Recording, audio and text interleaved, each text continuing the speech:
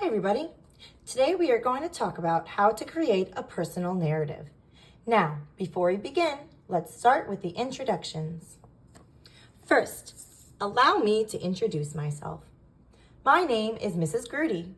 I currently teach 4th grade language arts in a little town in Pennsylvania called Tamaqua. We are the Tamaqua Raiders, with an eagle as our mascot.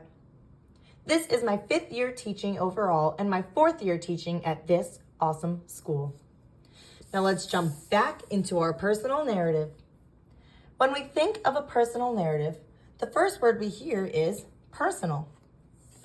This means that the story is going to be a true story about, well, you guessed it, you.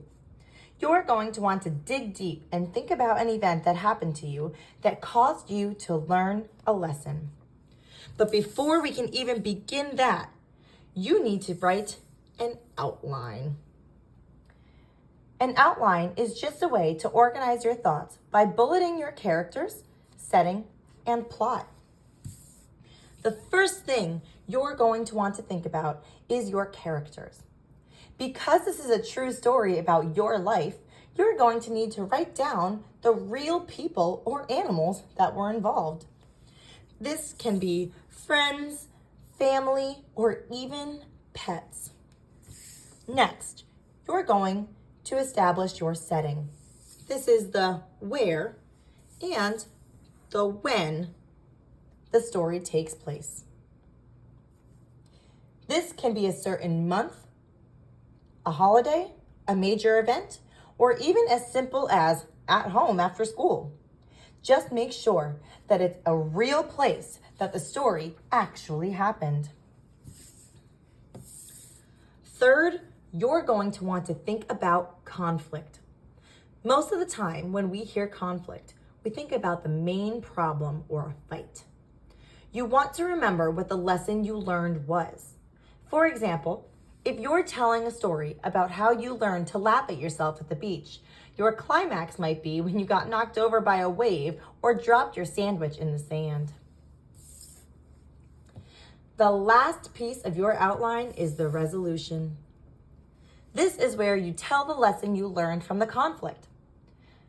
Following the story I said before, if the conflict is getting knocked over by a wave or dropping your sandwich, the resolution is that you learned to just laugh at yourself when you make a mistake. And don't take life too seriously.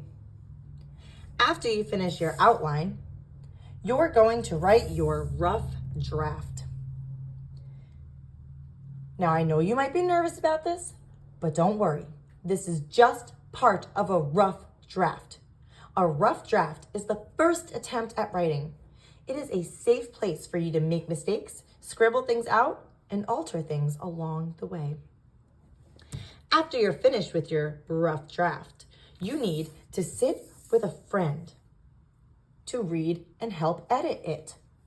Sometimes sharing your writings can be scary and can make you a little nervous. Here's my secret. Whoever is listening to you share your story doesn't even have to be human at first. Practicing reading your story out loud to a pet or a stuffed animal can be a great way to hear your mistakes and gain confidence before sharing your work with other real people. We're almost finished now. One of the final things we need to do is use your best handwriting to create your final draft. This is the paper you are going to turn into your teacher or your publisher. But wait! Don't forget to add your title. This is the first thing that your readers will see and should give some sort of hint as to what the story is going to be about. This is a great chance for you to be creative.